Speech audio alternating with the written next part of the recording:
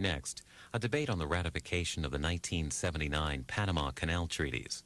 Before the Senate considered this issue in 1978, it was a topic of debate on the PBS program Firing Line. Among the panelists, William F. Buckley of the National Review debated for ratification, and California Governor Ronald Reagan argued against ratification. This two-hour event, chaired by Senator Sam Ervin, Jr. of North Carolina, originally aired in January of 1978, and it's courtesy of Firing Line.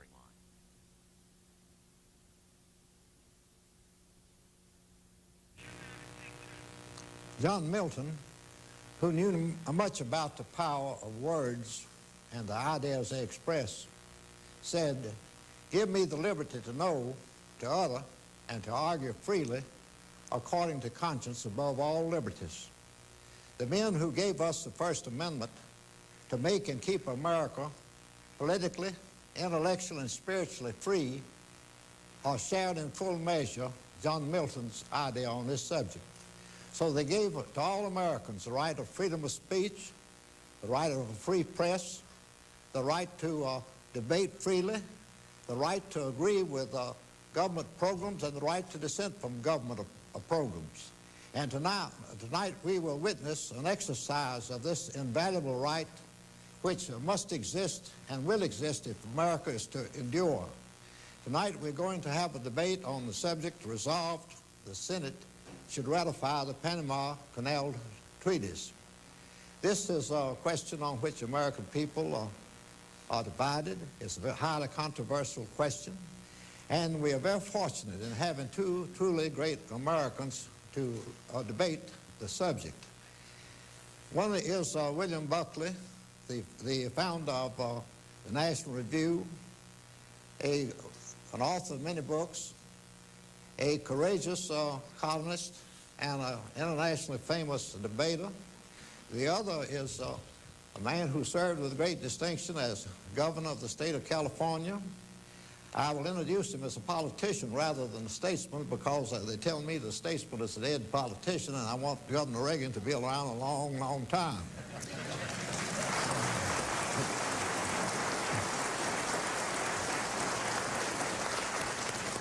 He is a unique person in politics. Now, it's easy enough for a columnist to be courageous like William Buckley is, but it takes a lot of courage for a politician to stand up, and the great thing about Governor Reagan is that he has the courage to stand up for what he actually believes, and I would say that that is a quality which is in shortest supply among politicians.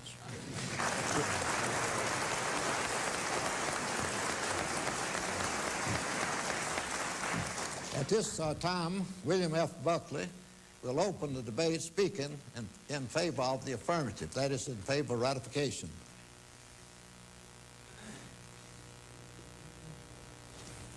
Thank you, Mr. Chairman, ladies and gentlemen. If Lloyd's of London had been asked to give odds that I would be disagreeing with Ronald Reagan on a matter of public policy,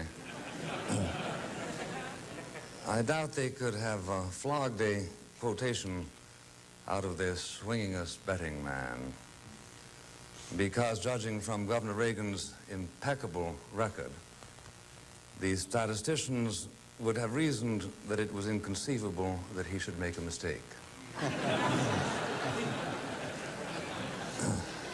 But of course it happens to everyone. I fully expect that someday I'll be wrong about something. Ronald Reagan told me over the telephone last Sunday that he would treat me very kindly tonight, as he would any friend of his suffering temporarily from a minor aberration.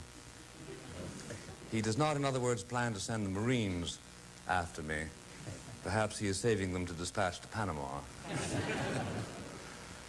I find myself, Mr. Chairman, in your company and in the present company disarmingly comfortable. I have sat in Saigon with Ellsworth Bunker and heard him confide to me that, in his opinion, we should militarily cut off the Ho Chi Minh Trail. I have sat in Hawaii with Admiral McCain when he was commanding officer of SINCPAC, fretting privately over the failure vigorously to work our will on the Vietnamese. Admiral Bud Zumwalt on my program Firing Line deplored 3 years ago the progressive deterioration in American military strength.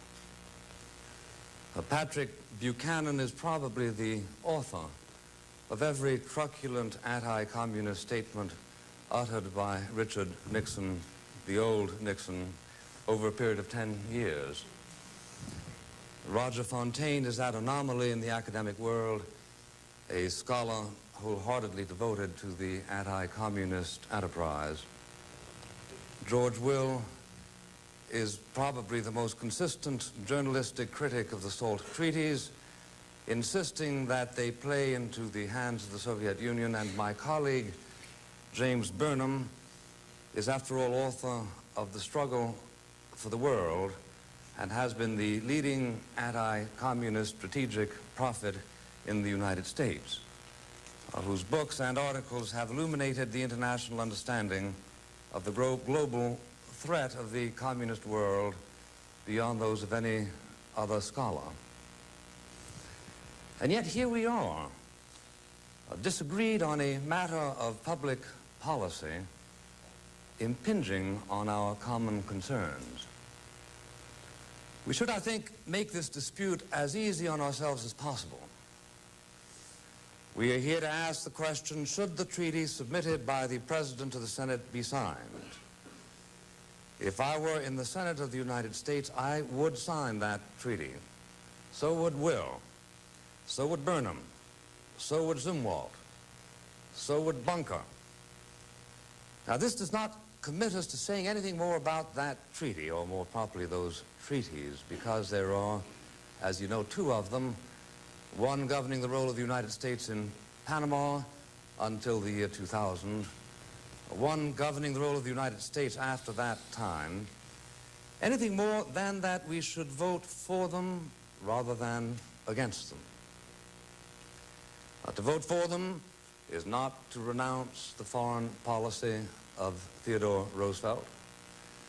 To vote for them is not to endorse the foreign policy of President Carter. To vote for them is not to say that we are frightened by any threat directed at us by Omar Torrijos.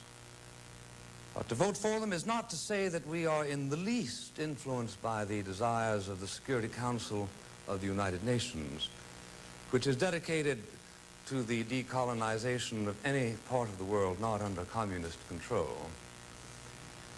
I think I speak for my associates when I concede that the means by which we achieved our present position in Panama were a part of what one might call pre-Watergate international morality.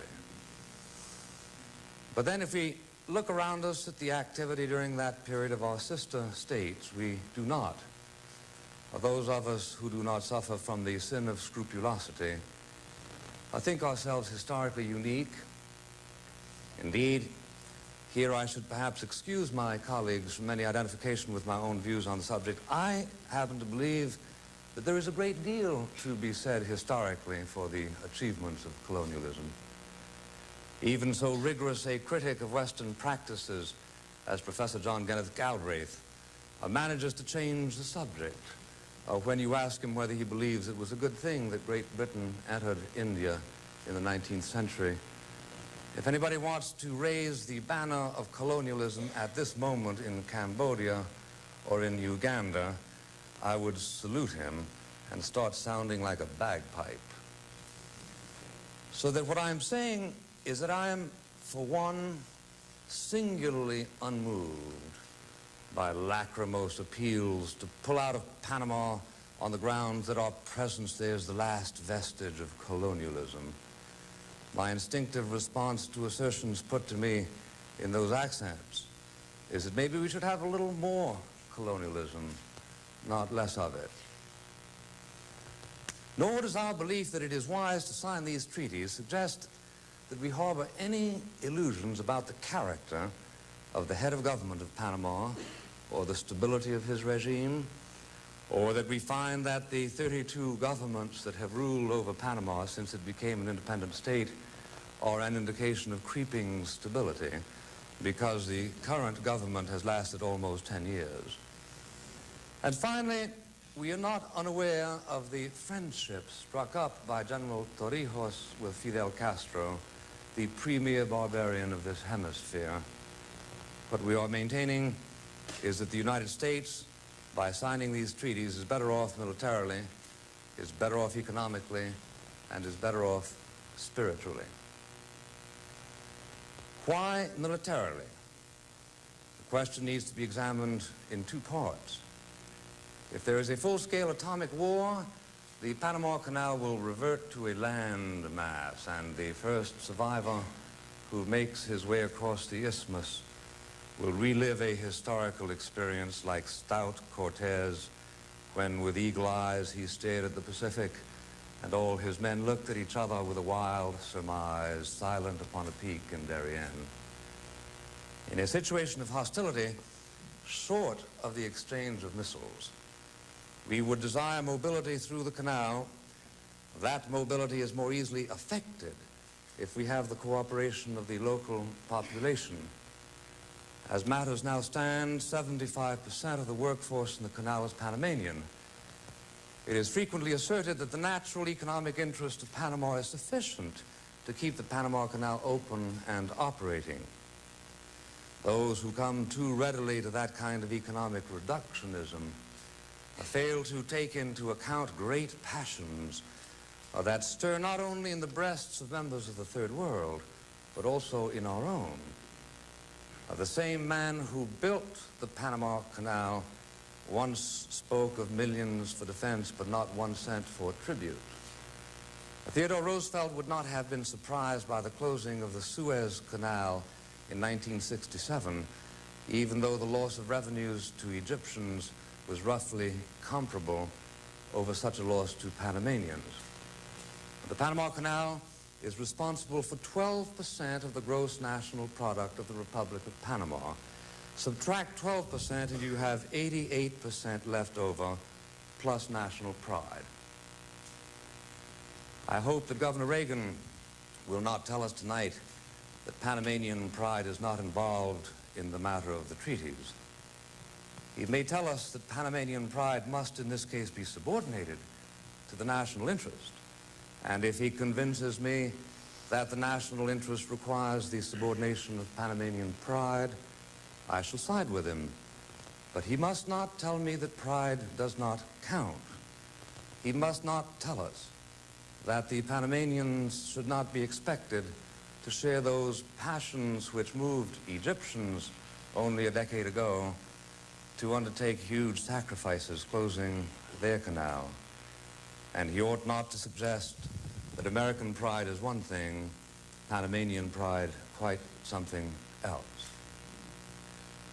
I take it then that the cooperation of the 2 million people in whose territory the canal lies, whose personnel already do 3/4 of the work required to keep the canal open, is, to put the matter unobtrusively, desirable. At the same time, I deem it essential, along with Admiral McCain, that the United States should continue to exercise responsibility for maintaining access to the canal. And I note, therefore, with satisfaction that the first treaty reaffirms the absolute right of the United States to defend access to the canal and to continue to garrison our troops in Panama until the year 2000. And I note with satisfaction that the second treaty reaffirms the right of the United States to defend the canal and to guarantee access to it, even after the canal itself shall have become the physical property of the Republic of Panama. It is appropriate to reflect at this moment on the words of William Howard Taft, reiterated by Theodore Roosevelt in another context. Taft said, "We do not want to own anything in Panama. What we want is a canal that goes through Panama." I should add, before leaving the military point, that if we cannot secure access to the canal after the year 2000 from bases outside Panama, i.e., if our power is so reduced that we cannot control the waters at either end of the little isthmus of Panama, it is altogether unlikely that the situation would change in virtue of our having the technical right to bivouac a few thousand Marines within the territory of Panama. Why would we be better off economically? Because under the first treaty, the revenues from the use of the canal flow to the United States. The royalty retained by Panama is at 30 cents per ton, approximately 25% of the tolls, plus a share in the profits not to exceed $10 million. Ancillary economic commitments do not spring directly from the treaty, by which I mean our extra treaty commitment to help Panama achieve credits from the Export-Import Bank, from AID and OPIC, and our commitment to give it, over the term of the treaty, $50 million of military equipment for the purpose of relieving us of expenses we currently shoulder. Those who have made a huge production over the financial price of these treaties, which figure approaches $60 million per year, the whole of it derived from canal revenues, are perhaps most readily sedated by comparisons that come readily to mind. $1,290 million to Spain during the last 20 years. I know, we are paying Spain for the privilege of protecting Spain. Such are the burdens of great nations. Or there is Turkey.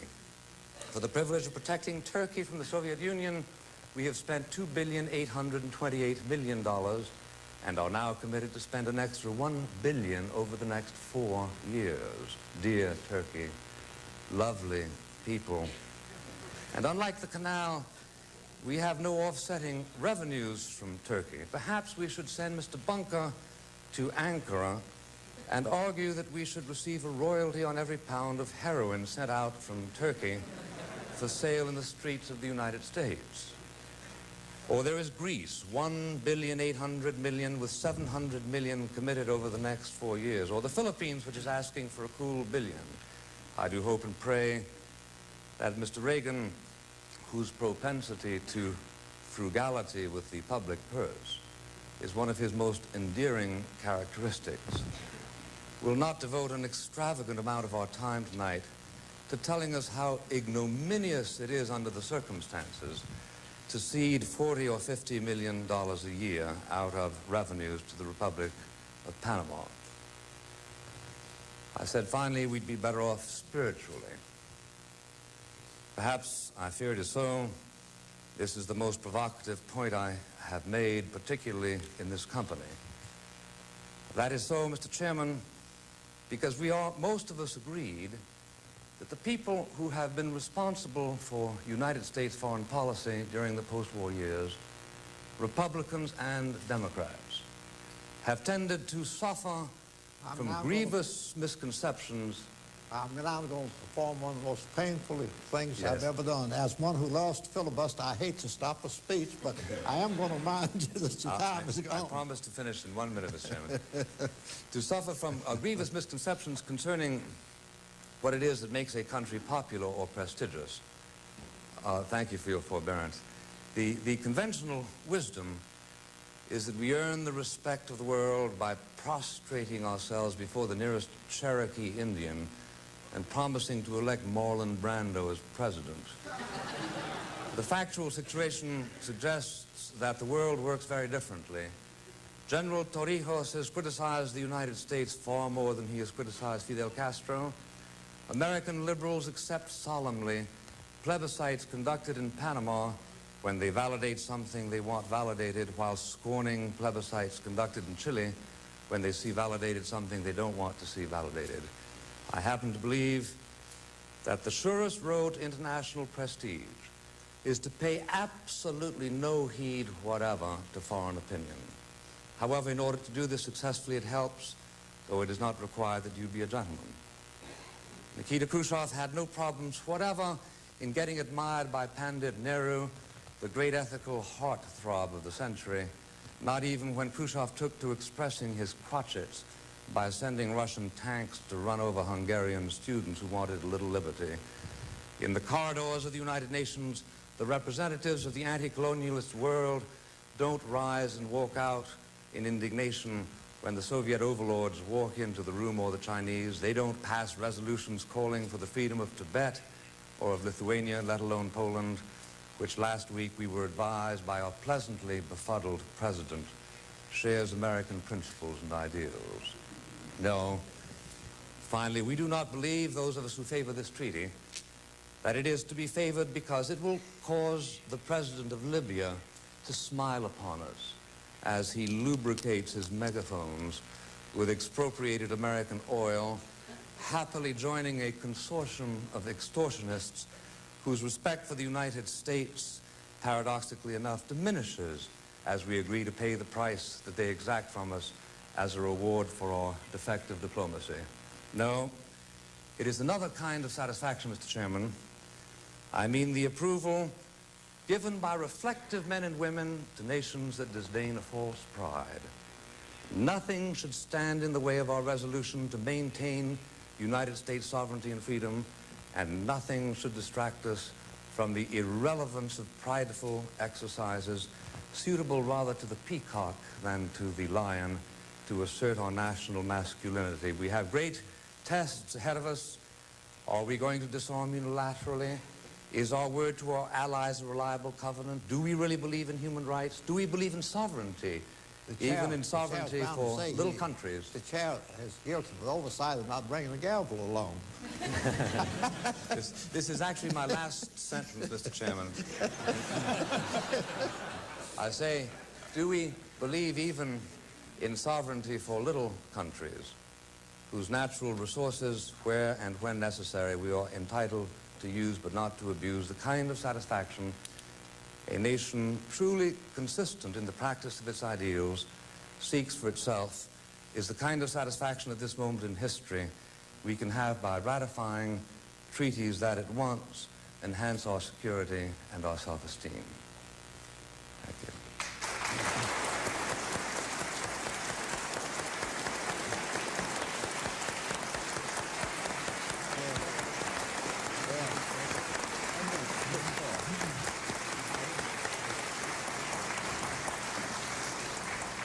The chair now recognizes the distinguished former governor of California, in for the negative.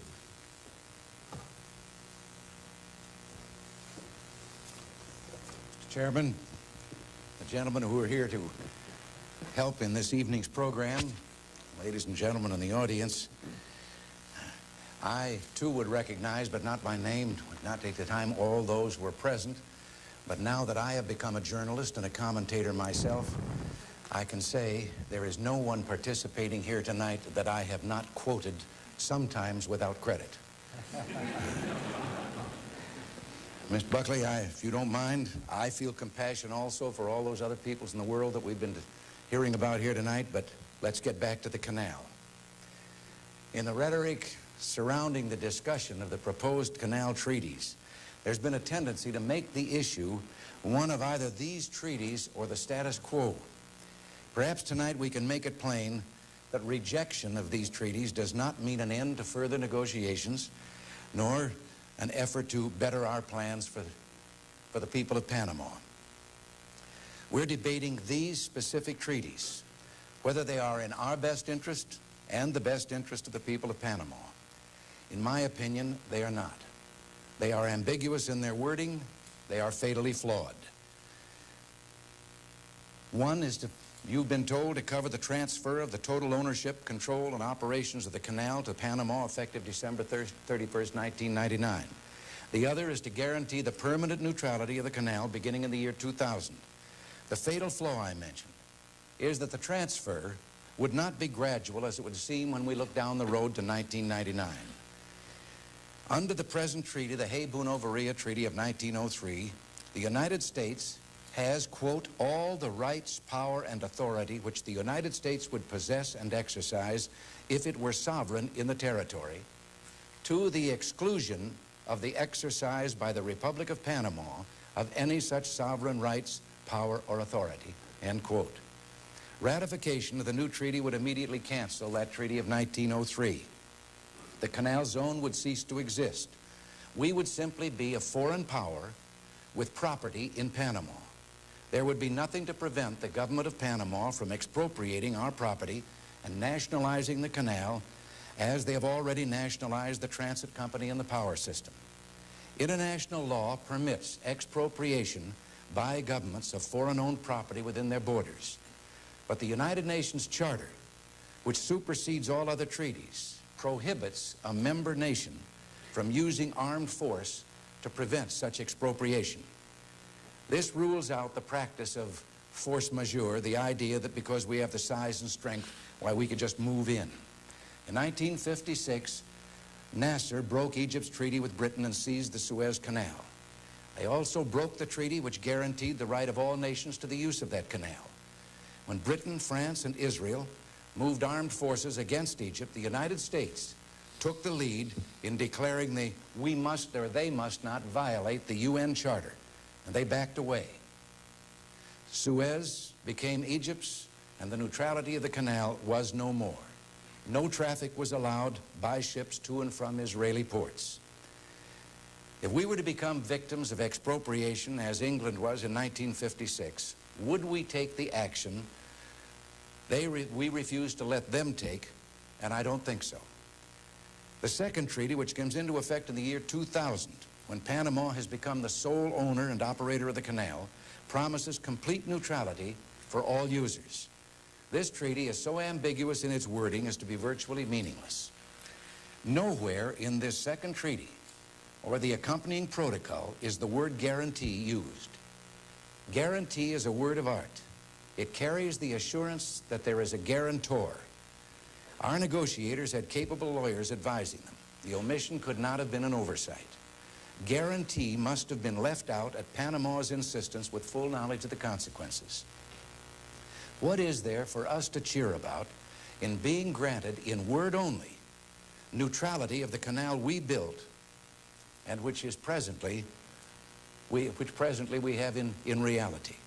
The new treaty for neutrality makes it very clear that in the event of war, our enemies have the same right of access to the canal that we have. The protocol does more. It permits all other nations, like, say, Soviet Union or Cuba, to become parties to the protocol.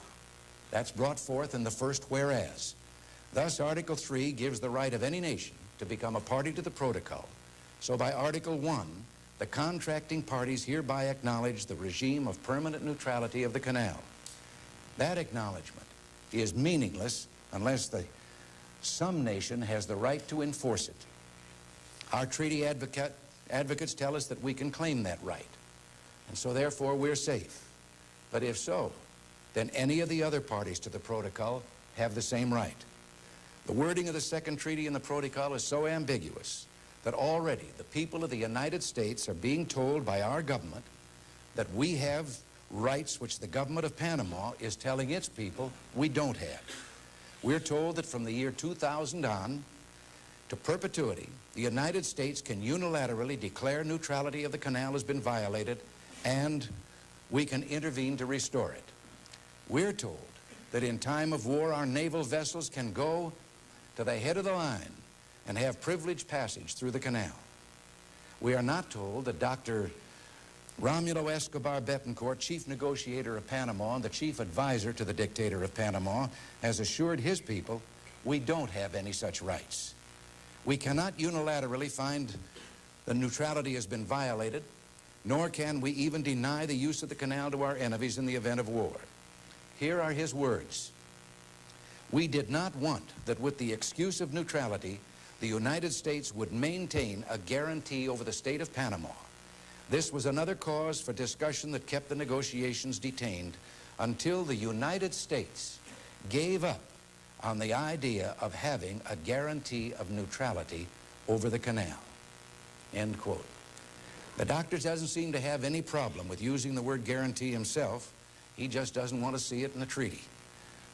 As our vessels going to the head of the line in time of emergency, he had a few words about that, which have been overlooked by the treaty advocates. He says that our negotiators wanted privileged passage of American warships, but Panama refused to allow it. He said they did allow us a phrase, expeditious passage, but it has no meaning. They gave us that, he said, because the American negotiators had to have something in order to sell the treaty to the Pentagon. The first treaty provides for a defense under joint board composed of equal numbers of Panamanian and United States officers. Now that has a friendly sound, even though the treaty requires us to close down 10 of our 14 military bases and to fly the Panamanian flag at the entrance of the other 4 and in the place of honor on each base. And of course, since Panama will have sovereignty, Panama will also have the absolute power of decision.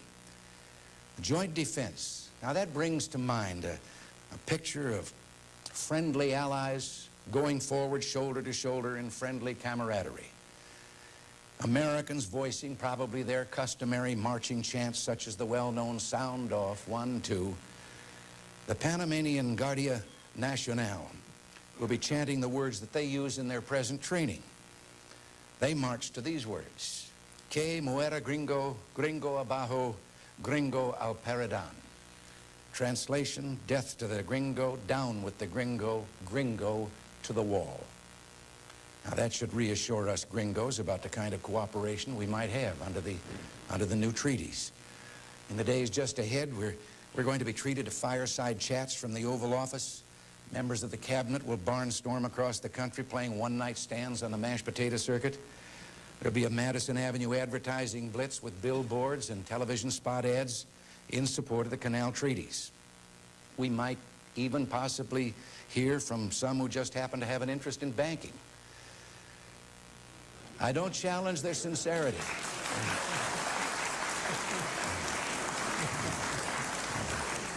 I don't challenge their sincerity.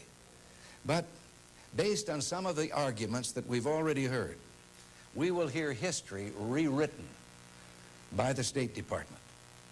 That canal is fast becoming obsolete. It no longer is important to us commercially. None of the giant super tankers can use it. Well, now that last item is true. But if that's a reason for giving away the canal, we ought to ask General Torrijos how much he wants to take New York Harbor and San Francisco Bay off our hands. Because the super tankers were not built to use either the Suez or the Panama, and none of them can use a single port in the United States. But the Panama Canal can handle 97% of all the world's shipping and 99% of all the United States Navy ships, everything but 13 of our largest carriers. More than 1,000 ships a month go through the canal, and it's estimated that this will be approaching 1,500 a year by the year 2000. That hardly sounds like the canal is obsolete and going out of business. About 75% of the import and export for several South American countries goes through the canal. Farm produce from our own Midwest is accounting for about $9 billion of foreign aid, or I should say of foreign trade, that passes through the canal. It's false to say also that the canal is not vital to national defense. In the Vietnamese War, a substantial cargo destined for the war zone went through that canal. There are present contingency plans that call for the movement of 60 Pacific Fleet vessels to the Atlantic in the event of a NATO crisis. Among top-ranking military officers who are retired and thus free to speak their minds, I have seen a figure that 324 are opposed to the treaties, 3 are in favor. The Joint Chiefs of Staff have stated that we cannot protect the canal against terrorist sabotage. They are absolutely right. But if they'd been a little more candid, they would have admitted we can't protect the Capitol building in Washington or the Metro subway system against that kind of attack. As a matter of fact, the Capitol building's already been bombed. But for more than 60 years, through 4 wars, the canal has never once been subject to sabotage.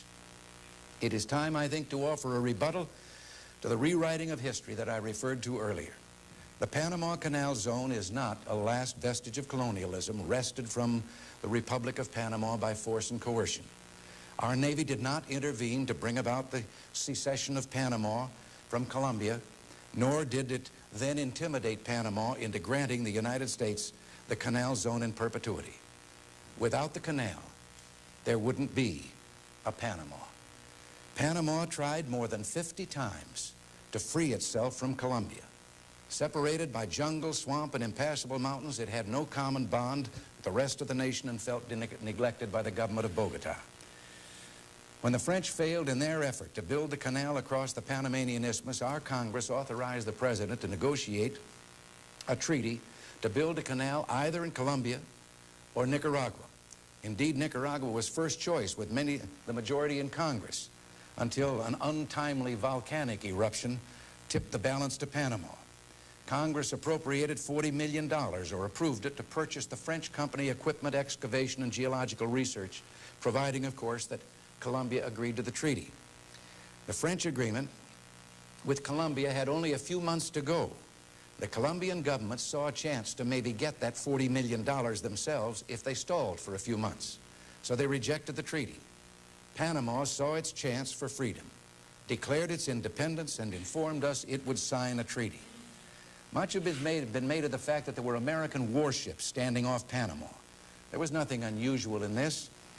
The railroad across Panama was American built and owned, and our 1846 treaty with Colombia pledged us to protect the right-of-way and guarantee that there would be no interruption of traffic across the isthmus. When the revolution in Panama was announced, the captain of the USS Nashville received these secret orders: maintain free and uninterrupted transit across the isthmus and prevent the landing of any armed force with hostile intent, government or insurgent. I submit that has a neutral sound. The uprising began at 6 p.m. on November 3rd, 1903. No shots were fired, the revolution was bloodless, and it came about because Panama wanted us to build a canal. In the current discussions, our president, the dictator of Panama, and Ambassador Lenowitz have made much of the fact that no Panamanians signed the 1903 treaty. The inference is that this indicates some kind of skullduggery on our part. That is pure, unadulterated nonsense. On November 8th, the provisional government of the new Republic of Panama named a Frenchman, Bruno Varilla, as minister plenipotentiary to negotiate the canal treaty with the United States. They knew what they were doing. He was a representative for the bankrupt French company, as avid to get that $40 million for his clients as the Panamanians were to get the canal. Bruno Varilla negotiated the treaty with our Secretary of State, Hay. It was immediately and unanimously ratified by the provisional government of Panama and subsequently by the permanent government. Our own Senate took 3 months of fighting over it, and then the vote was 66 to 14. The United States paid Panama $10 million in gold. Later in 1922, we paid Colombia $25 million because the land was actually theirs. We also gave Panama $250,000 a year that was a railroad royalty which had previously gone to Colombia. We've since raised that to about $2.3 million. Now let this put an end to any talk that we pay rent, and thus our claim to the canal zone is a kind of leasehold. It's nothing of the kind. We not only bought the zone from Panama, we did something I believe was unique in the history of great nations in their dealings with smaller countries. We went into the zone and we bought in fee simple all the privately owned land from the owners, including even homestead claims and squatters' rights. I've seen the figure of those purchases set at $163 million. This should answer the charges of some treaty advocates that we have no claim to ownership of anything in Panama. We built a sanitation system for their cities. We built bridges and highways and a water and power system. Our greatest contribution, of course, was the elimination of disease, mainly yellow fever, which had killed more than 20,000 of the French workers on the canal. We took a country which was a disease-infested swampy jungle, and we gave it a death rate that was actually lower than the one we have in the United States. The first president of Panama at his inauguration announced that he would preside over an economic boom and the end of centuries of plague. The new nation began free of debt with a $10 million endowment. They set $750,000 aside for working capital, $2 million for public works, and invested $6 million in New York real estate mortgages, which shows they were inexperienced.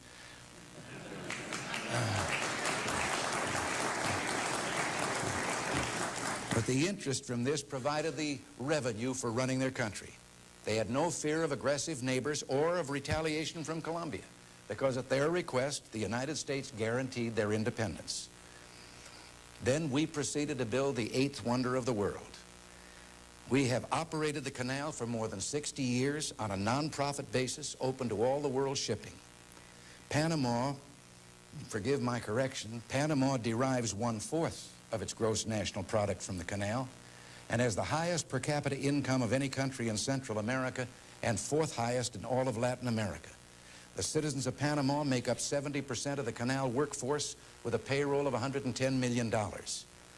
Somehow it boggles the mind to think that we're being asked to turn over a $10 billion investment, including hospitals, schools, and even homes of the workers live in, and place American people and the American military under the jurisdiction of a government that was not elected by the Panamanian people, that holds power at the point of a gun, and is an authoritarian dictatorship. Governor, the chairman hates to remind you, you are following the bad example which was set you by your predecessor. Can I take that minute he took?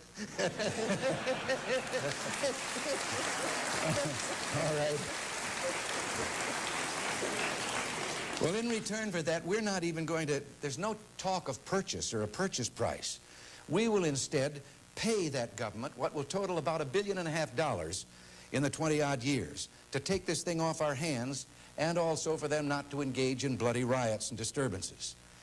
And we also promise not to build another canal anywhere else without their consent.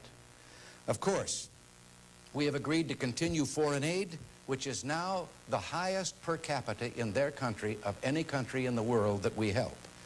But we're told this will make us beloved in all Latin America, but will it? He himself, General Torrijos, has told journalists that only 4 countries of Latin America support his demand. I have had personal contact with representatives of governments who tell us no, that they don't. So far, I think there are alternatives. We are not saying no except to these treaties. The alternatives could involve a governing or policy-making board made up of Panamanians, Americans, and representatives of the other Latin American neighbor states. I think that we could make vast tracts of the zone available for commercial development for the nearly bankrupt economy of Panama. We could proceed with a 3rd lock plan, which would contribute about $1.5 billion over a few years into their economy. Governor, this polite Democrat has great trouble holding Republicans in new bounds. Well, as he said then, I'll get down to my last sentence then and save the rest for later. All right.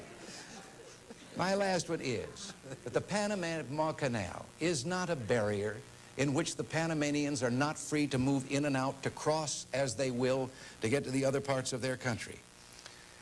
There are other alternatives I could name, but we cannot abdicate our responsibility for the operation of the canal and the security of the Western Hemisphere.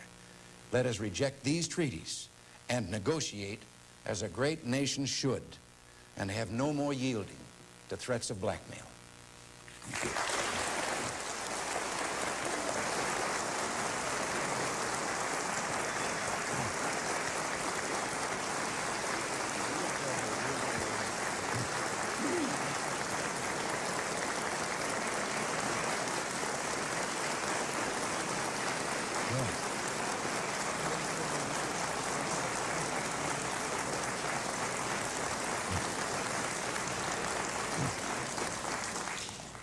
We have tonight on the program 4 examiners.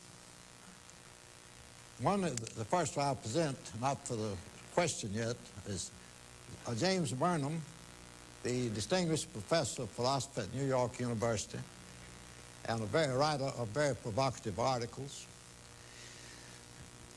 And Roger Fontaine, who was a distinguished student of foreign affairs at Johns Hopkins University, and since that time and at present is the head of the Center of Latin American Studies in the Center of Georgetown, University Center for Strategic Foreign Studies. Then one of my favorite commentators on the Washington scene when I was in the Senate, George Will, who wrote such a nice article about me. I've got it among my most precious souvenirs. And he's a great commentator who's known for his stand for fundamental things. And Patrick Buchanan, Patrick Buchanan has very positive convictions about the things on which America was founded, and he has the very eloquent words to express them, and he also has the courage to express them regardless of whether they're popular or not popular. Now, in addition to the 4 examiners, we have 3 experts. The first I'll present is Ambassador Ellsworth Bunker, and if you notice the kind of assignment, he's had a distinguished career in business and diplomacy, and if you notice his recent assignments, every time a president of the United States finds it necessary to unscrew an inscrutable diplomatic quandary, he calls on Ambassador Bunker. Then we have 2 of our naval heroes, and I'd like to say to them, if those people who in times past gave the entrance examinations to Annapolis hadn't been prejudiced against me on account of my ignorance of algebra, I would have been admitted to Annapolis and would have been an old sea dog. As it is, I had to wind up my days growling around in the Senate. I'm going to call on Mr. Burnham to interrogate Governor Reagan. Governor Reagan, as I listened to your informative and imaginative history of the past of the canal and of Panama.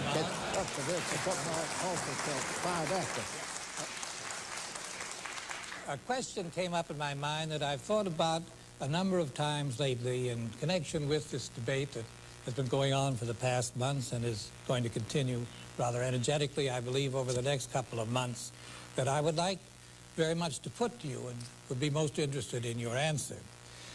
You mentioned something about further negotiations, which dismayed me somewhat, since it called to mind that the negotiations have been going on for 14 years so far. They have taken place under 5 presidents: Kennedy, Johnson, Nixon, Ford, and Carter. These 5, 2 are Republicans, 3 are Democrats. They represent a very broad range of political positions and tendencies in this country. I imagine that all voting citizens have voted for at least one of them. In fact, I would make a guess that you too for at least one. Now, everyone knew that the eventual outcome of these negotiations was going to be a treaty that would, in one way or another, make clear that Panama was sovereign over the canal. Each of these presidents had access to more information than any other citizen has available to him. Each president must face the realities of our global situation, and therefore, in the light of that actual situation, I'd like to ask you, Governor, how do you account for the fact that all 5 of these have taken the opposite position to the treaty, on the treaty question, to your own? It would seem to me that you must maintain that all 5 of these presidents have been either stupid or irresponsible. I can't find any other way in which you can lump them of such various points of view, such various political tendencies, encompassing so much of the outlook of this country. I don't find any other explanation for their behavior. Well, Mr. Burnham, I do not accept that premise, because, again, this gets back to as if we're assuming that I am opposed to any treaty or agreement. We have altered the 1903 treaty several times in the past. On 2 such occasions, the United States made it plain before they began negotiations that our right to operate, our ownership of the canal, and the right of sovereignty were non-negotiable, but that there were other things. We, for example, in 1936 and again in 1955, we gave to Panama some $55 million worth of territory from the canal zone. We have made other changes. There are others I believe we could make. I challenge the idea that all of these presidents, that we can say that they supported these present treaties. I have very definite reason for believing that one former president does not agree with these treaties in their present form, and yet he presided over an administration that was negotiating. No treaty had come back yet. He's been very silent about it so far. Yes, But I also know that a president you didn't mention who first was engaged in the problems in Panama, President Eisenhower. President Eisenhower told me of the idea that he had for the treaties, and it was far different from anything that is contained in these treaties. As a matter of fact, he was toying with a very interesting idea of forming an international corporation of shipping nations, all the nations of the world, a quasi-corporation to own both the Suez and the Panama Canal, and thus with all participating and all using those canals, there would be no possibility of one jumping the traces. He told me that in a golf cart, which was a pretty good place to hear it. If 14 years didn't produce a suitable treaty, how many more do you think will be needed? Well, the treaty that was produced under Lyndon Johnson's administration was not submitted to either government. And even just hearing about it without having it submitted, 130 congressmen in the United States passed a resolution opposing what had been arrived at then in that treaty. But again, as I say, I don't see anything wrong. Woodrow Wilson made some changes. Under Woodrow Wilson, we paid the $25 million to Colombia. We get back to these particular treaties. I myself am in favor, as I stated, in continuing to find things that we can do to benefit the Panamanian people. Personally, I believe that these treaties have a fatal weakness in that they would serve the purpose of solidifying the position of a dictator who seized power in a military putsch over his people. Indeed, one Panamanian has sacrificed his life in a particularly horrible manner, setting fire to himself in front of the American embassy in Stockholm because he feared just that. He was a former, very well-known journalist of Panama. The chair will recognize Dr. Fontaine to make inquiries of Mr. Buckley. Before you do, I think maybe I should state that the ambassador and Admiral McKean and Admiral Zumwalt are held to answer questions which either one of the debaters might want to ask them to fortify his position or refute the position of his opponent. Otherwise, they will not participate. Excuse me. Thank you. Mr. Buckley, let me ask you a very blunt question, and a question that deals with particulars of the treaty, particularly the first treaty. Do you believe that the Panamanian government, and I underline the two words, Panamanian government, can operate and maintain, either after the year 2000 or sooner if they choose, such a public utility as the Panama Canal, an aging public utility? Can they, in view of what they've done with other public enterprises in Panama now? For example, the power company, the telephone company, the Bayamo hydroelectric project. There are numerous others that could be mentioned. And I ask that question because in the past you have been such an eloquent critic of public enterprise, and I would like to know specifically here, not the U.S. government or state government, but a Panamanian government, being able to operate this, this huge and vital facility. I'll give you my answer very briefly, then I'll ask Admiral Zumwalt if he would comment on it, because he has engineering backgrounds I don't have. My answer is yes. They would, in the first instance, have to hire the help necessary to take care of the more technical parts of the problem. It was very widely held that the dumb Egyptians couldn't run their canal, but they managed to do so when they took it over in 1956, having hired in, as I say, technical help. The literacy rate in Egypt is under 20%. The literacy rate in Panama is over 75%, which would suggest, at least offhand, that there are levels of technical competence available to the Panamanians which were not available to the Egyptians. But I would like to hear Admiral Zumwalt on the point. The Joint Chiefs of Staff, when I was a member, looked at this question very carefully and took the position, which has been reaffirmed by all of the present members of the Joint Chiefs of Staff, that it is perfectly feasible for Panama to run the canal. Indeed, at the present time, there are a very large majority of Panamanians in the operation. The first of the two treaties to succeed the present treaty would permit 22 years to elapse to continue that process before Panama became fully responsible. I don't think there's the slightest question but what Panama in those 22 years can do what Egypt did in a year. Thank you. Well, let me follow up on a question. And here's a mistake is often made. It's not an argument about whether or not technical skills exist in Panama. It is a question whether they use them. Again, looking at projects and public enterprises in Panama, you must say that they may be there, but they're not managed very well. The second thing is, of course, Suez Canal is a very different kind of canal than Panama. It's a much simpler canal to run. The last problem, let me ask this, too, that it's not simply a matter of skill, it's not a matter of so much of management, it's a matter of who profits. Now, the canal, as other enterprises in Panama have been subjected to, and the word is, I don't think, too strong, the looting of government officials who have earned a great deal of money by doing so. It's, again, not a question of management, not a question of skill, but it's a question of will and profit. Well, my answer to that is that, of course, a United States Commission would administer the affairs of the canal over the next 22 years. Whether our record of incorruptibility is all that impressive, I don't know, nor do I know whether it is a point you wish to insinuate. We do know that the original Panama Canal venture was financed as a result of the corruption of 100 members of the French legislature.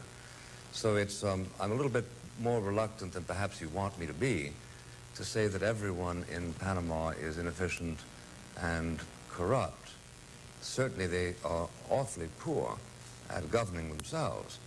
This I do not doubt, and in that respect are by no means unique in this hemisphere. The chair will recognize George Will to interrogate Governor Reagan this time.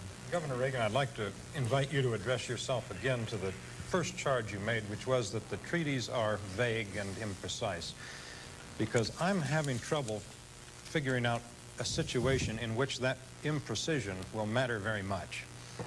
This is not only your charge against the treaties, it's a charge made by a number of your colleagues and our mutual friends, Senator Thurman and Senator Dole and others. They say particularly that the treaty guarantees expeditious passage, but that should be preferential, and it should stipulate head-of-the-line traffic, or head-of-the-line rights for warships in an emergency. And second, that the second treaty, the treaty guaranteeing neutrality, does not confer upon the United States the right, the specific right to intervene to defend that neutrality.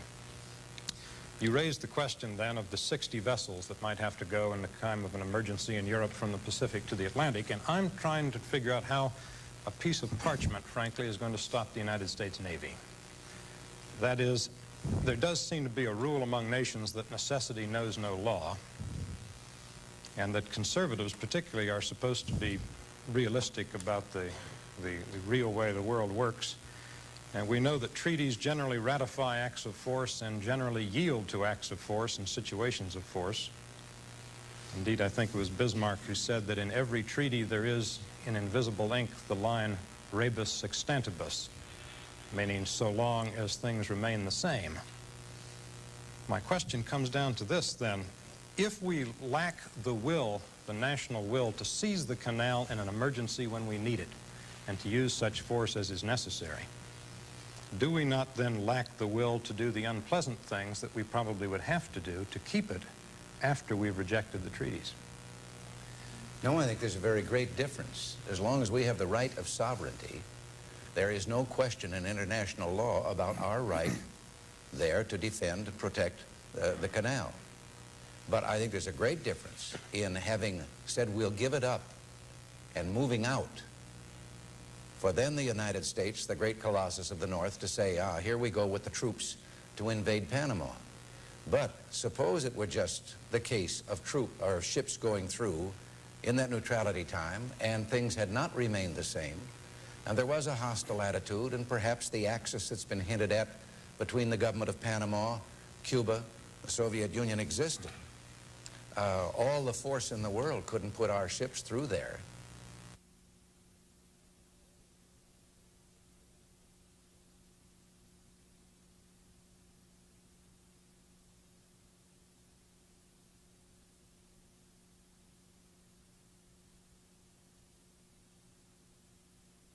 But if they let the water out of the locks, they can do that, of course, with a treaty. There's no treaty in the world. No bottle of ink and no amount of paper can prevent acts of force. So why is this precision so terribly important in these several terms? Well, I think it is an indication of the will and the intent of the people who are negotiating the treaty. When one side simply says, in the event of a war, since we're partners here, we believe it'd be nice if our ships were in a jam and had to get to the aid of the rest of the Navy, and the other side, if the other ships would pull aside and let us go through first, and the country we're negotiating the treaty with says, oh, no, you don't. You just take your turn with everybody else.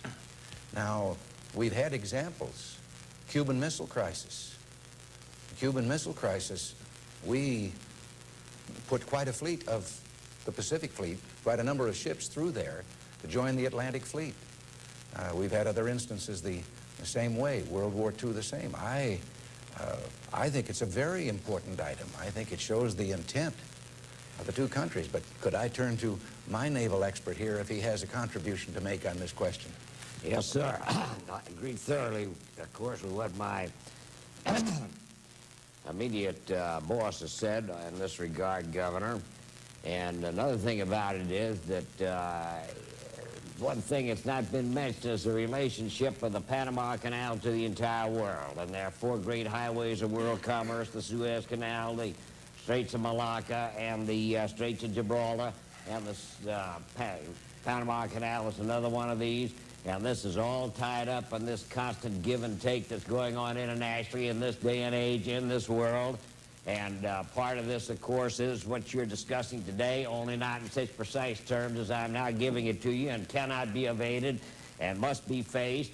And that is what does happen if we sign a piece of paper with a certain government in which it does not have the stability nor has the reputation through the many centuries and so forth that the United States does have.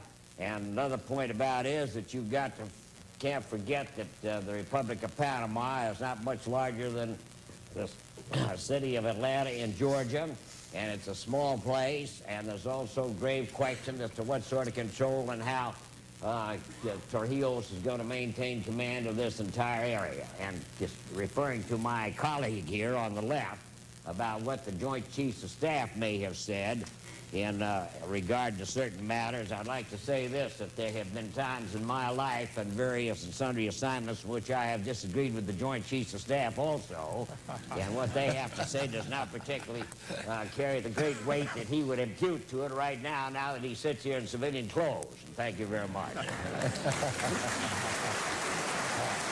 glad I did that.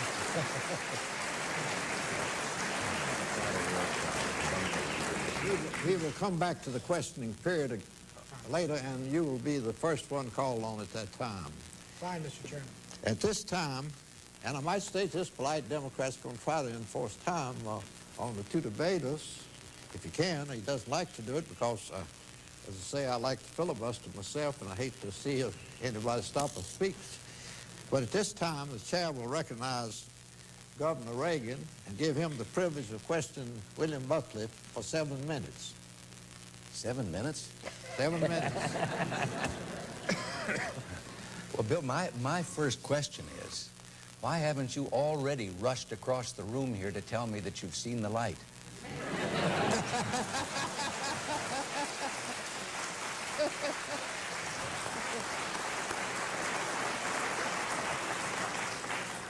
I'm afraid that if I came any closer to you, the force of my illumination would blind you.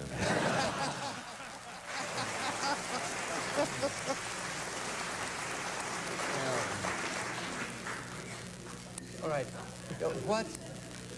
What do we as a nation? We have run it at no profit. We have maintained the neutrality throughout the history of the canal. We have certainly vastly benefited Panama. What do we gain by making this change? Well, what we gain by making this change, to quote myself, is increased security and increased self-esteem. I understand the arguments you use in opposition to the canal, but I do think that since some of them are based on factual misconceptions, it would be useful to ask Ambassador Bunker to straighten you out, if I may put it thus bluntly, on the matter of Romulo Escobar and our rights to guarantee access to the canal? Well, May I do that? the statements made by Rommel Escobar were made, as you may recall, in August, before the treaty was signed or before it was even completed. The question which he addressed and which you mentioned, Governor Reagan, had to do with the question of our right to take any action necessary to protect the canal and to protect the neutrality of the canal, and the question of our rights of passage for our ships. Now, as you recall, the Declaration of Understanding, agreed to by President Carter and General Torrijos in October, and made public October 14th here and then 4 days later in Panama, specifically spells out the right of our right to take any action against any threat to the canal or any action against affecting the neutrality of the canal. And that we are the judge of that, and Panama is the judge of any action that they may take within our constitutional processes. It does not include the right of intervention in the internal affairs of Panama, and that be made clear, because that is against the United Nations Charter. With regard to expeditious passage of ships, the Declaration stipulates that our ships are entitled to expeditious passage, and in case of emergency, to go to the head of the line, which lets them move in ahead of any of the other ships. Now, this statement was made before the plebiscite in Panama. Consequently, the Panamanian people, as well as the government, are aware of the stipulations made in this Declaration of Understanding. So put that in your pipe and smoke it. Well, now, okay, all right. Except that, first of all, that Mr. Torrijos returned to Panama, and when asked if he had signed anything in that meeting with the president, he said he hadn't even signed an autograph. And Escobar was not alone in making those comments. They were made by other Panamanian officials. For example, Lopez Guevara, and they were made before and after the October 14th memo. Now, what you're saying is one of the criticisms that people like myself have. If those are included in the treaty, specifically spelling out these things, this is the type of thing that we say is necessary to make the treaties acceptable. To simply sign a statement between the current two presidents outside the treaty, I think, has no bearing whatsoever. It has no legal weight. And what's to happen when there are two different presidents and someone is running Panama who never was a party to all of this? Our legal opinion is that they do have weight, and that having been agreed to by the heads of government, that they do have weight in the interpretation of the canal, of the treaties. We're in disagreement on that. Am I still asking questions? Yes, Thank you you, have. Mr. Ambassador. You have about 2 more minutes. The next question is, if the canal is so unimportant to us commercially, defense-wise, or whatever, why don't we just give it to them? Why do we pay them to take it off our hands? And if it is important to us, why don't we keep it? You have outlined non-exclusive alternatives.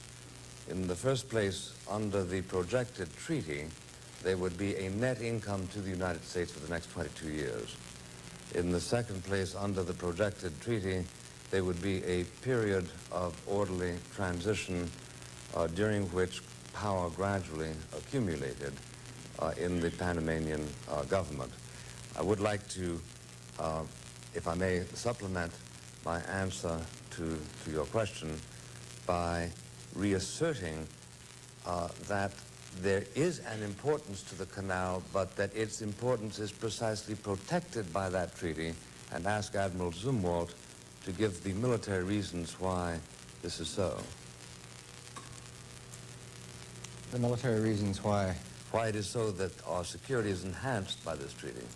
Well, the situation in thumbnail is the following. The United States has surrendered strategic nuclear superiority to the Soviet Union. This means that conventional war is likelier. the United States and NATO have surrendered conventional military superiority in Europe to the Warsaw Pact, this means that war in Europe is likelier. The United States Navy, the odds are, would lose a war with the Soviet Union at sea, and this makes a war at sea likelier. It means that, as both you and Governor Reagan have said, the need for the Panama Canal is vital. We must be able to deploy ships from one ocean to another in choosing which of our allies we will save, because we can't save them all. The best security, the best certainty, the likeliest probability of being able to use that canal is to have a friendly regime in support of the operation rather than a hostile regime. Those of us who have had to deal with insurgencies, as I did in Vietnam, can tell you that it is impossible to defend that canal, as all the Joint Chiefs have agreed, against a hostile insurgency, and that the odds are greatly increased that that insurgency would occur if the United States fails to ratify these treaties. The chair now extends to Mr. Buckley the right to interrogate Governor Reagan for 7 minutes. Governor, do I understand you to say that you are considerably influenced in your opposition to this treaty because of your dislike of Torrijos?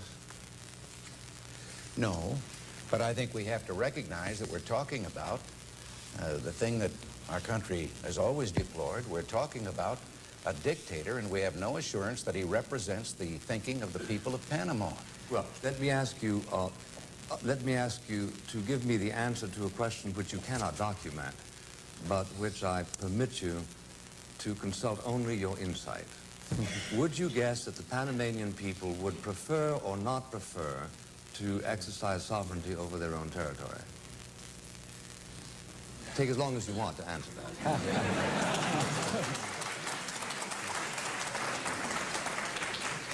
I was just sitting here wishing that I had with me the transcript of the impassioned plea that was made to United States senators at a meeting of the Civic Council a week or so ago in Panama. The Civic Council is made up of representatives of all the towns in the canal zone. The speaker was a black, a Panamanian, not an American. Second generation, his father, a West Indian, worked on the canal and building the canal. He has worked all his life on the canal. And his impassioned plea was, even though he was a Panamanian, don't do this. Don't ratify those treaties. I could quote the Chicago Tribune reporter who did a man-on-the-street thing in Panama, and how many of the Panamanians, some refused to give their names, but they answered, but many of them were so outraged that they didn't care. They gave their names even though relatives and friends were pulling at their sleeves and saying, don't answer, you'll go to jail. If what you're saying, Governor, is that Torrijos has enemies, it seems to me that you do not need to say that at any length, because I concede that he does. Among his enemies are yourself and myself, and anybody who has any respect for human freedom. Yeah. But it is a worldwide phenomenon that irrespective of the ugly character of the ruler, people do desire independence. They do desire sovereignty. There were Russians who fought even under Stalin and fought to the death to defend their territory. Why is it that those impulses, which you so liberally recognize as beating in the breasts of people all over the world, should suddenly stop beating in Panama because of Torrijos? Well, I have to ask Bill whether this is all that strong on the part of the people. As I've said before, we deal with a government that does not represent the will of the people. The people never had a chance to express their will. And But the same, it was before Torrijos became the dictator that the initial riots took place demanding an assertion of that sovereignty. Mm-hmm. How do you account for that? I think the first time that it was expressed was in 1932 in the charter of the new Communist Party of Panama, that they put as one of their top objectives the taking over of the canal. Are you saying the communists invented patriotism in Panama? No, no. Yes, well, you really tried to say that. No.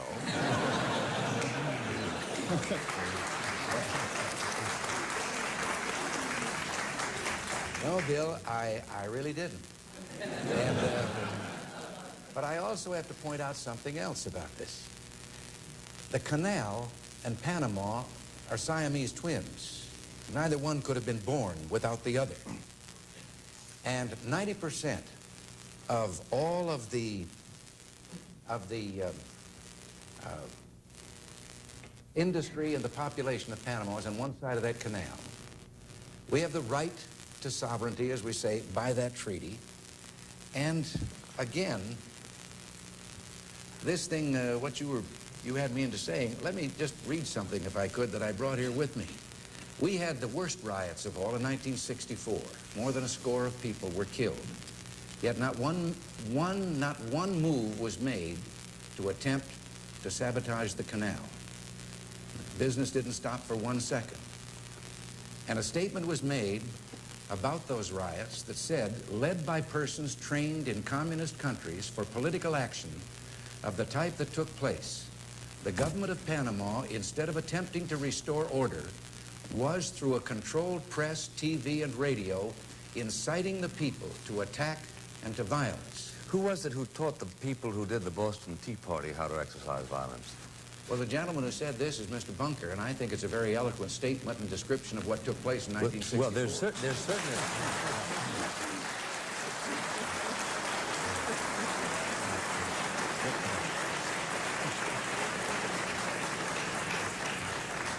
In making that statement, Mr. Bunker was reiterating a statement made at some length by Professor James Burnham in his book, The Struggle for the World, showing exactly how the Soviet Union would attempt to take over patriotic movements. But to attempt to take them over does not mean necessarily to contaminate them. And the notion that someone who wants freedom for Panama wants freedom for Panama because he is being manipulated by the communists is the kind of talk that belongs in Belmont, Massachusetts, but not at the University of South Carolina. But I think to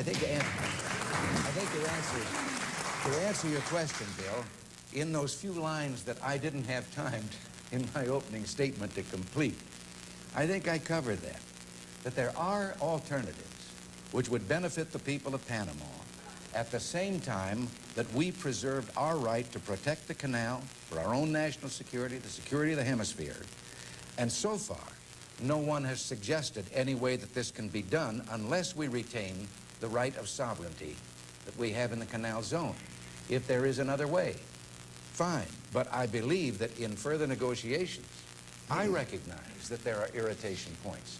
Another one I was going to suggest was that I think long since and long before this, the Americans should have offered the people of Panama who were arrested for crimes in the Panama Canal Zone the choice of whether they wanted to be tried in our courts or be returned to their own country for trial in their own.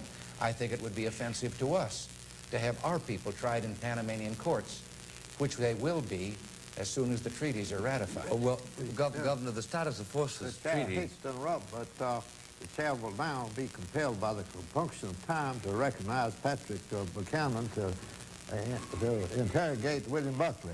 Thank you, Mr. Chairman. Mr. Buckley, you've spoken eloquently, as usual, about Panamanian pride and Panamanian patriotism. Now, I'd like to ask you about American pride and American patriotism. As you've suggested, those treaties, negotiations were begun in 1964 by virtue of Panamanian riots, which were not communist-inspired. They've been concluded under a threat of sabotage and guerrilla warfare, which has been discussed this evening. Now, is it realistic to suggest that American prestige will rise if, under these conditions, the United States walks away from that canal, surrenders money, territory, military bases, the canal zone, and the canal itself? Secondly, is it realistic... No, one at a time, please. All right. The answer to the first is that if you were the President of the United States and concluded the treaty, handed over the instrument of ratification to General Torrijos with such a statement as you just finished making, the answer is no. On the other hand, if I were President and I handed over the identical treaty, my answer is yes. The prestige of the United States always is increased, in my judgment, when we show by our acts that we believe in our own rhetoric. Was the prestige of Great Britain enhanced after it turned over the Suez Canal to Egypt? It didn't turn it over. One of the confusions of Governor Reagan has to do with that. What happened was that the Suez Canal Company is an Egyptian corporation, which was owned, whose shareholders were Englishmen and French. It was nationalized. There is a general understanding that you can nationalize a corporation registered under the laws of your own country. What we're talking about is not a corporation, it's a United States agency. The Panamanians would no more have the right to nationalize the Panama Commission as specified under this treaty than they would the Statue of Liberty. One final just comment or question, rather. Now, given the conditions under which we're departing, the threat of sabotage and the like, is it realistic to think that the United States would send in the Marines into the Panama Canal Zone after they've controlled the zone in 1980 if, for example, Panama closed the canal or blacklisted vessels going to and from such pariah states as South Africa, Chile, and Taiwan? It would if we had a self-respecting president. If you ask, will we have a self-respecting president in 1980, the answer is I don't know. You know who will be in the office in 1980? Do I know what? You know who will be in the office in 1980. Do you mean would President Carter, as commander-in-chief, and would the Senate support would he assert American rights in the Panama Canal? In my judgment, he would, yes, sir. With regard to South Africa and Chile? Excuse me? With regard to South African and Chilean vessels, or vessels going to and from those two pariah countries? We have a guarantee that antedates this treaty to see to it that non-discriminatory passage is guaranteed. It's the Hay-Pauncefoot Treaty. Right, but you think American Marines would go in to guarantee passage to vessels headed for South Africa? Yeah, you're asking me a question that has nothing to do with the language of the treaty. It has to do with Panamanian control because of the whether they zone. would or wouldn't has nothing to do with what we're discussing tonight. In 1980... If we don't pass the treaty, we have identical obligations in respect of the question you asked as if we do pass the treaty. Am I correct, Mr. Bunker? That's correct. In 1980, Panama will have full control, as I understand it, of both sides of the canal zone. Is that correct, Ambassador? In 1980, if it's passed in 30 months, Panama gets full control of both sides of the canal zone. Jurisdiction, right. Yes. Suppose they say, in response to a call of the General Assembly, that this canal is to be closed to all vessels that travel to and from South Africa. Do you think the United States would really act under those circumstances, having left Panama under the circumstances under which we're leaving right now, which is in response to riots in '64, to threats of sabotage and threats of guerrilla warfare? Well, Panama has jurisdiction over the zone. We'll have jurisdiction over the zone, but we will have rights to use the lands and waters necessary to protect the canal. Do you think we would, again, in response to my question, do you think the United States would send in the Marines under those conditions, given the conditions under which we've departed? I think they would, yes. Do you think Carter would send in the Marines? The chair will now recognize Mr. Burnham. Well, I'd like to try to put one of the questions, single out one specific question and put it as just a single actual event, not in talks of abstraction. Now, we've said a good deal about this matter of the priority of our vessels under an emergency. So let's try to see what might happen. Suppose that free red alert or ultimate emergency was declared and the naval forces in the Caribbean were ordered to transit the canal immediately. Let's say that Ronald Reagan is the commanding admiral. Now, how would he proceed? Will he send a message to the Port Authority and say, well, I'd like authorization to send my ships through on the double and sort of get to the head of the line? And then if he hears in reply, well, I'm very sorry, but under my interpretation of the treaty that was signed in 1978, I don't interpret that to give you that right, and I'm afraid we've got 83 shrimp boats, and we've got 19 tankers, and we've got a number of tram ships, and we've got 3 canoes that are ahead of you, and if you just sign the list, then you'll be in line here, and it'll take about 64 hours. Now, is the reply of the commanding admiral going to be, oh, yes, sir? Thanks very much. Following your instructions, please let me know a couple of hours ahead of time when our turn will come. Well, Mr. Burnham, I think you're ignoring a physical fact there, that those ships aren't sitting on a shelf waiting to go through. They're in the way of those American ships. A captain is going to have to pull up an anchor and move to get out of the way. And how does an American naval officer, and incidentally, thank you for the promotion, I was a captain of cavalry, horse cavalry.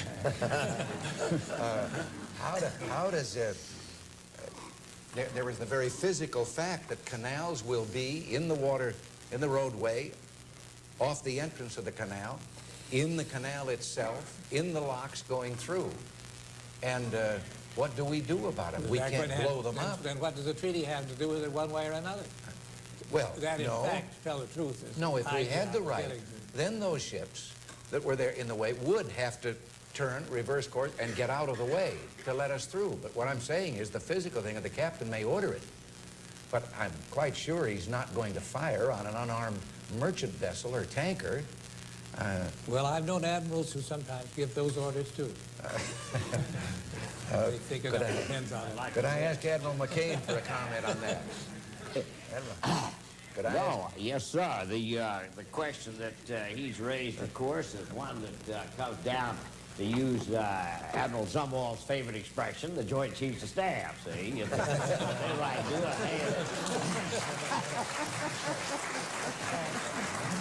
They in turn would go to the Secretary of Defense, and he in turn would go to the President of the United States, and then there would be a great to-do about the whole thing. What you have done in raising this sort of an issue in this scenario have convinced me more and more that we had better not have a new treaty. We'd better have the treaties that exist today, because this is exactly the way the communist is going to operate. And it's going to be exactly the way he's going to have the ships in the way when it comes time to do business.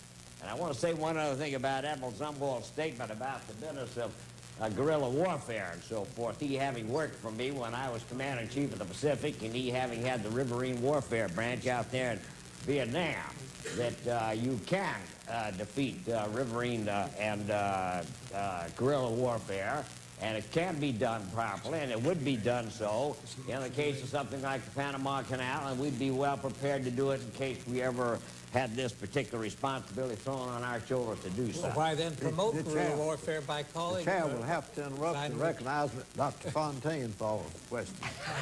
Thank you, Senator. Mr. Buckley, let me see if you share a worry, another worry that I have. I know you are, in fact, worried about the character of public enterprise in Panama, but another worry, and that's this. Under the treaties, or under the first treaty, we will have a gradual phasing out of American technicians and managers. Within 30 months, they will fall under the jurisdiction of Panamanian courts and police. Perhaps I could say fall in the clutches, because that's how they view it. Now, at this point, some 25 or 30% of the workforce in the canal zone are Americans. They're also the top managers and the most skilled technicians, dredge operators, canal pilots, and that sort of thing.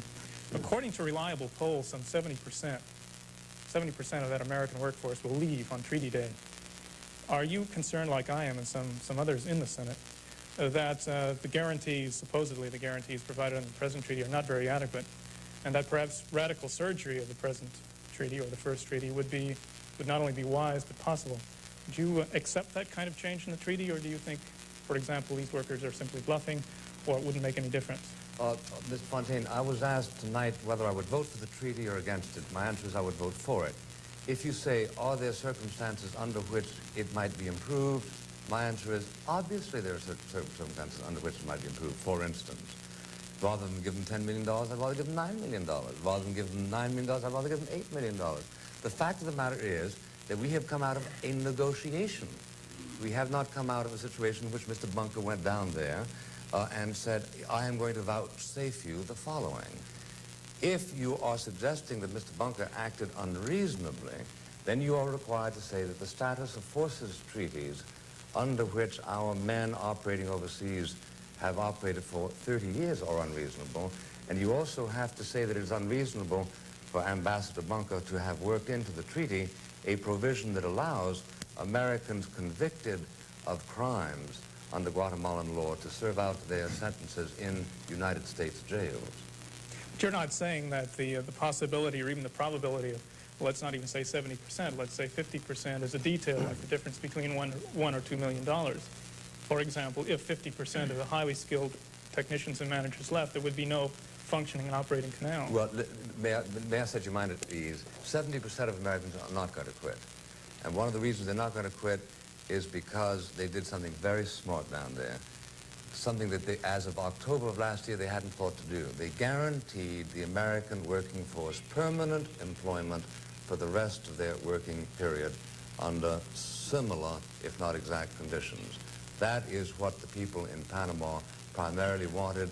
That's what they told me they wanted when I went to several meetings down there last October. Who arranged the meetings? People who were violently opposed to any change in the status quo. And not the State Department. Yeah, recognize that George Will. Governor, I think we're all struck by how narrow really are our differences here, and that we all accept that the world is dangerous and the canal is essential, and both are apt to remain the same. But in that regard, I'd like you to address yourself to a statement made earlier by Admiral Zumwalt, which is that, if I can embroider it just a bit, that there's a sense in which, given the widespread technology for freelance violence in the world and the ideology of terrorism, small group violence, isn't it the case that there is, in a sense, it's easier for the United States to protect Europe than it is to protect this canal, to keep it functioning? Yeah. That is, of all the crucial waterways, the choke points, as it were, that Admiral McCain mentioned in his contribution, only the locks on the Panama Canal make it so terribly vulnerable. Therefore, is it not conservative, reasoned, hard-headed prudence to rewrite the treaties as Mr. Bunker and others have done, to give the Panamanians a greater psychic and economic stake in maintaining and defending those canals? Well, no, and I don't think that it's all that difficult. The Panama Canal is not something, as one of the advocates of the treaty said, that a man with a stick of dynamite stuck in his belt can disable the canal. If we're there, as we are, and General McAuliffe has said our 9,400 men there probably are about at as high a level of military as we have in uniform today, and he has great confidence in them.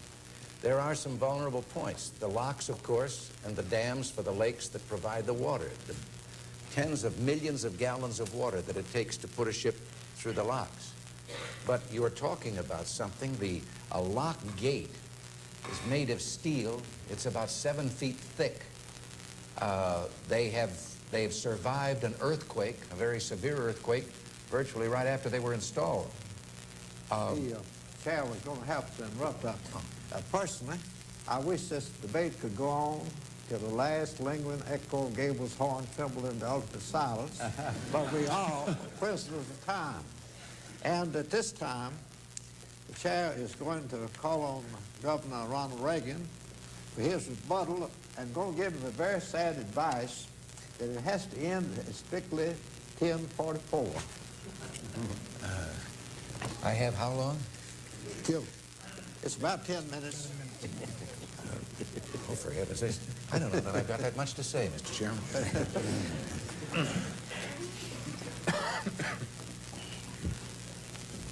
I feel like I'm being followed. Well, Mr. Chairman, and ladies and gentlemen, I think, again, we come back to the original premise that I was making here. And I would start, I think, with the question that I was unable to answer, the defensibility of the canal. If we're talking nuclear defense of the Panama Canal, no. If a missile is to come in aimed at the Panama Canal, but you have to ask yourself, in the event of a nuclear war, who's going to waste a missile on the canal? They'll be dropping missiles on New York, Chicago, San Francisco, Los Angeles, and so forth, and it would be a waste of time to use that. So we come down to conventional warfare, and we come down to sabotage. I claim that the United States, with a military force trained on the ground, which has defended the canal against any attempt at sabotage through 4 wars, recognizing the fact that it's going to take more than a single saboteur slipping in the night with a hand grenade or an explosive charge. It's going to take a trained demolition team with plenty of time to work and no interruption to do something to disable the gates, the locks, and so forth. Or the other would be to assault the dams that hold back in the lakes, a 200-square-mile lake for one, 3 lakes, that provide the water that through gravity flow floods these locks. Now, I submit that with an American armed force on hand guarding those vulnerable points, they are far safer than if the Panamanians are in charge and the Americans are not there. And the sabotage we could expect would come from people within the ranks of the Panamanians. I don't know who else it would be that would do that. We do also know that there are elements in Panama who have said that these treaties are unsatisfactory to them because they take 20 years. They want the canals now, and that they're going to riot and cause trouble unless they're given the canals now. But I think we come back to the point that is at issue. Yes, there is a problem. Sensitivity to the Panamanian people, to what they want, to their pride. I agree with that. But also on our side is the responsibility we cannot abdicate to protect and make sure that the canal remains open to all shipping and that it is there for the defense of this hemisphere and of our own nation. Now, we have to face the Panamanians in a negotiation not because we've been threatened that they're going to cause trouble, because I say that this is one of the first things that should have called off the negotiations. When they threatened violence, I believe the United States should have said to them, we don't negotiate with anyone under threats. If you want to sit down and talk and explore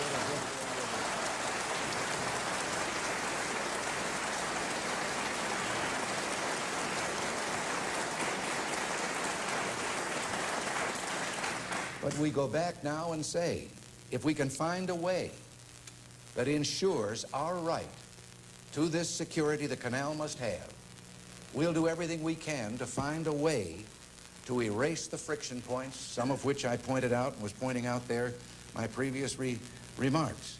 The canal is not a natural resource of Panama that has been exploited by the United States.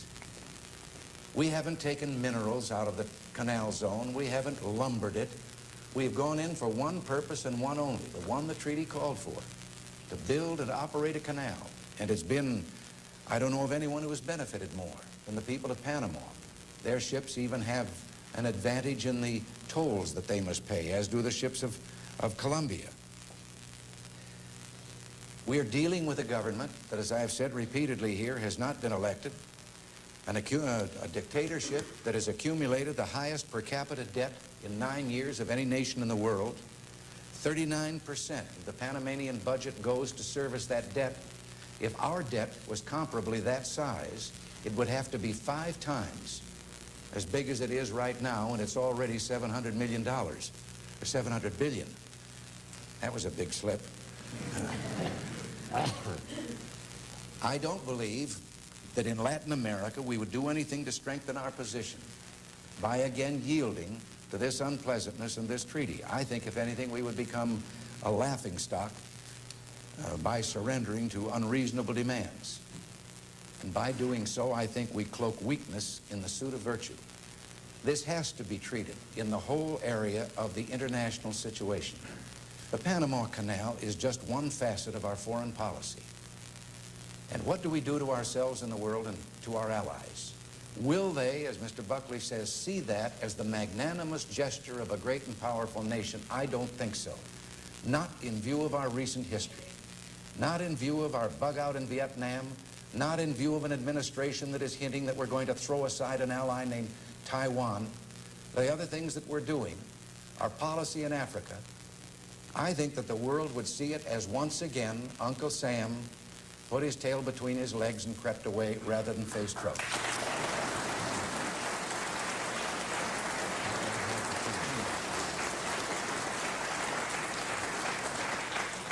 I think that Professor Fontaine was right to question the ability of the Panamanians to run this particular administration. Panama has started 3 sugar mills, a hydroelectric project, an airport, a public transportation system, the Contadora Resort Island, an agricultural development program, and an exploration for natural resources, and has failed in every one of them. They're all failures and back on the shelf. So again, I say that there are alternatives by which we could benefit the people of Panama, and I believe this treaty is aimed at benefiting the dictator of Panama. And if someone can suggest a way other than the right of sovereignty, but if it means retaining that is the only way that we can keep our responsibility, then I say that we have to do that. I would suggest, as I said before, the third lock plan, which would make it possible to take our carriers. The benefits accruing to Panama through that, the increase in industry would do much to rescue what is virtually a bankrupt economy now. The making of more areas of the zone available. But again, I come down to the basic argument of whether it is these treaties or whether we as a great nation return to Panama and say we cannot forsake this one responsibility. Now here are the things that we are prepared to do, and if you have any other suggestions to them in negotiation. But I submit, with all due respect to those who negotiated, I think they were put in an untenable position. I think our negotiators did the best they could under a circumstance in which they were sent there not to negotiate, but literally to concede as little as they had to in order to pacify the demands of the dictator and to avoid violence. Thank you.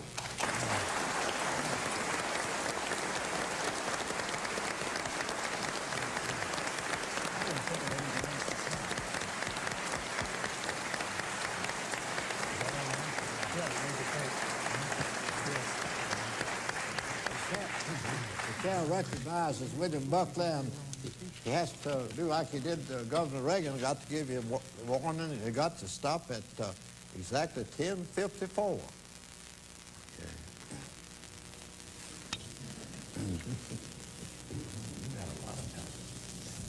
Mr. Chairman, Governor Reagan, James Thurber once said, he said, you know, women are ruling the world, and the reason they're ruling the world is because they have so insecure a knowledge of history. He said, I found myself sitting next to a lady on an airplane the other day who all of a sudden turned to me, and she said, why did we have to pay for Louisiana when we got all the other states free?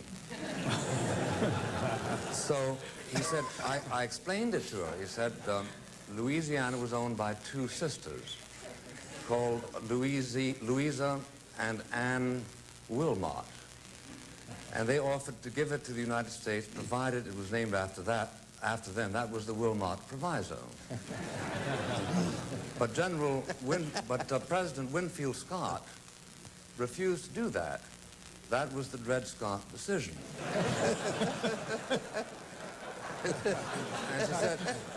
And she said, well, that's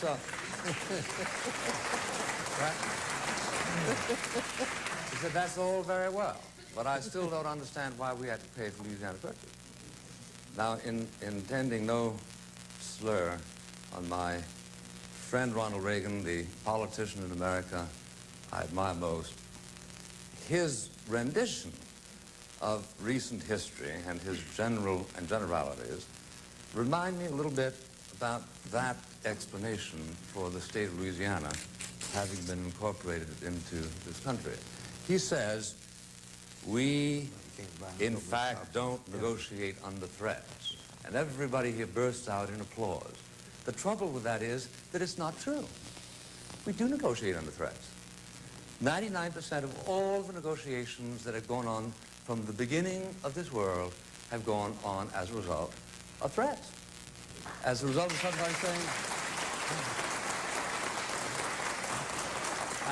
somebody saying, if you don't give me a raise, I threaten to leave my job. That's a threat, isn't it? What do you call what we did to George III? It was a most convincing threat.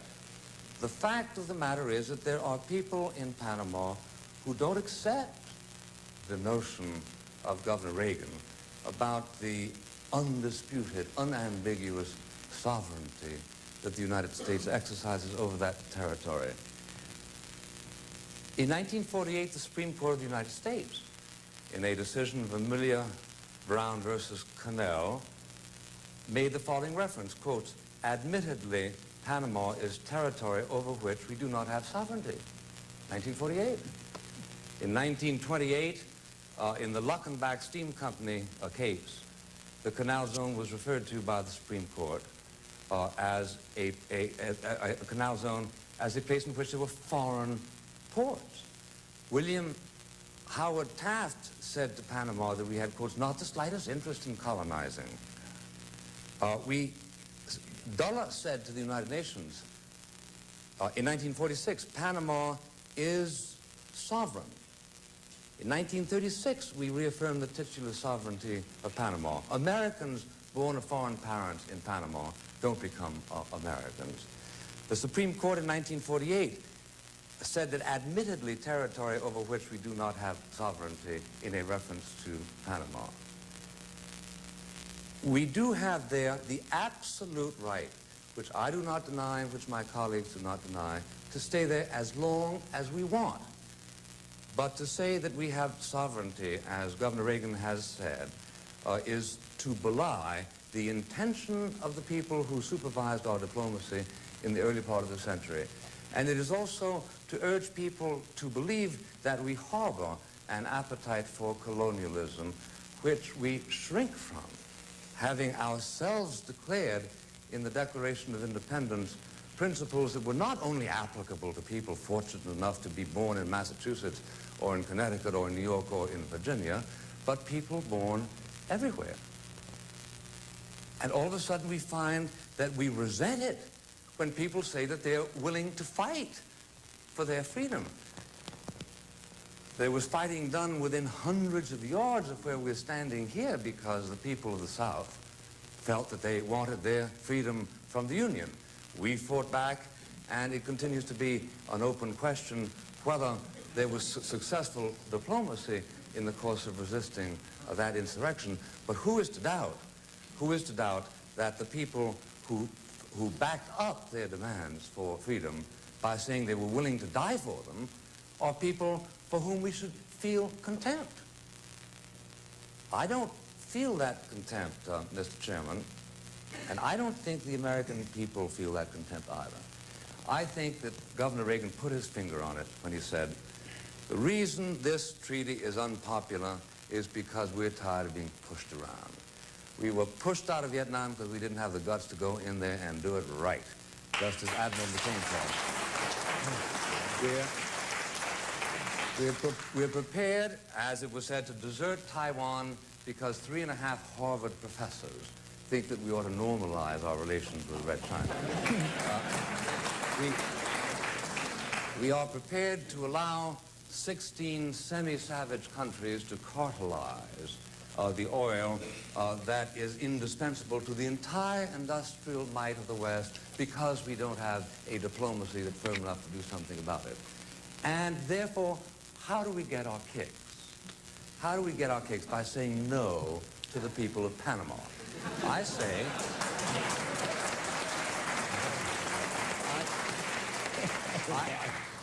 that when I am in a mood to say no, representing the United States, I want to be looking the Soviet Union in the face and say no to the Soviet Union next time it wants to send its tanks running over students who want a little freedom in Czechoslovakia. I want to say no to China when it subsidizes genocide in Cambodia on a scale that has not been known in this century, rather than simply forget that it exists.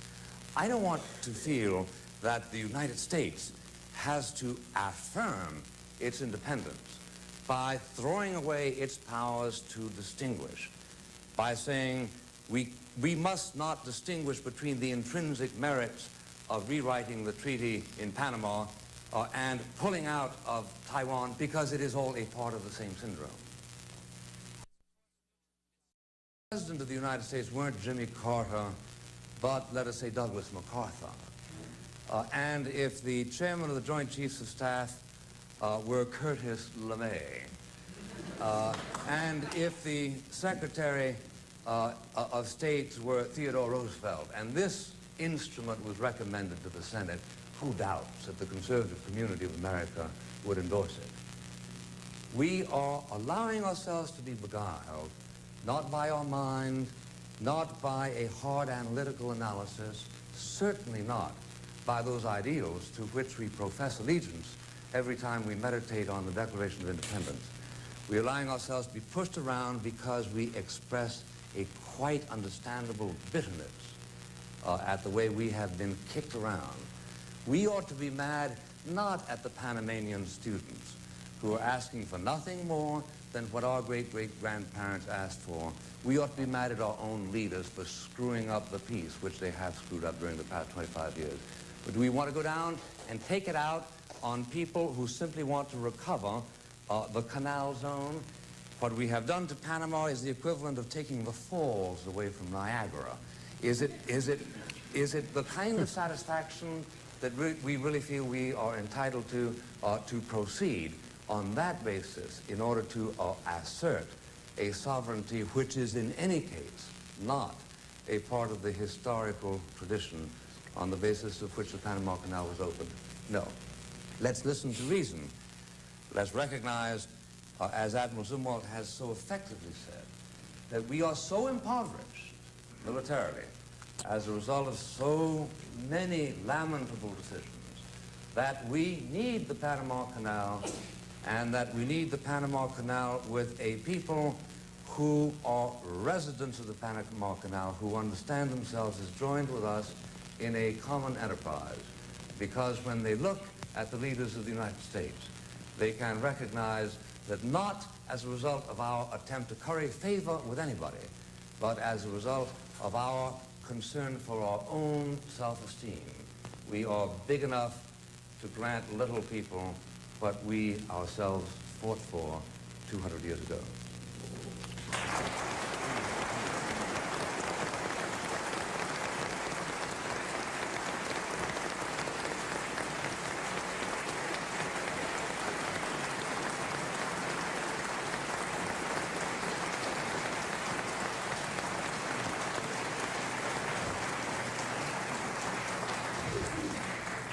Tonight, we have had the privilege of hearing a great debate between two great Americans.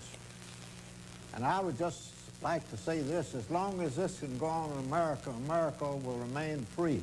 And I would like to give all Americans the admonition that Daniel Webster gave us. He said, God grants liberty only to those who love it and are always ready to guard and defend it.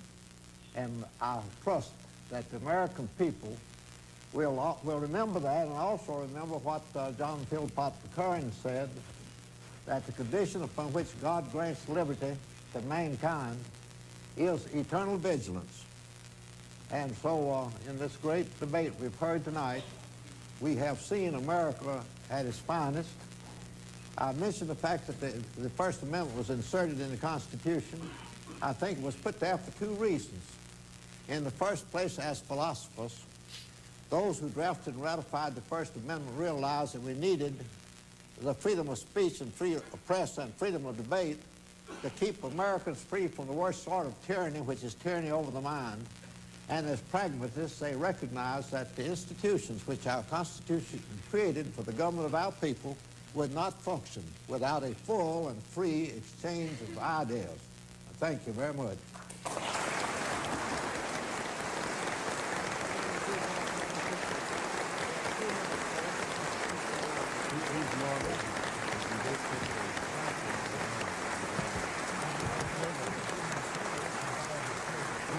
I'm informed we have about a minute and a half more of air time, and I want to thank this wonderful audience and the wonderful TV audience, and also Mr. Burnham and George Will and Admiral Zumwalt and Admiral McNair and the Ambassador. McCain, please. And Remember someone. yes, sir. And Patrick Buchanan and Dr. Fontaine for being present and participating in this great occasion.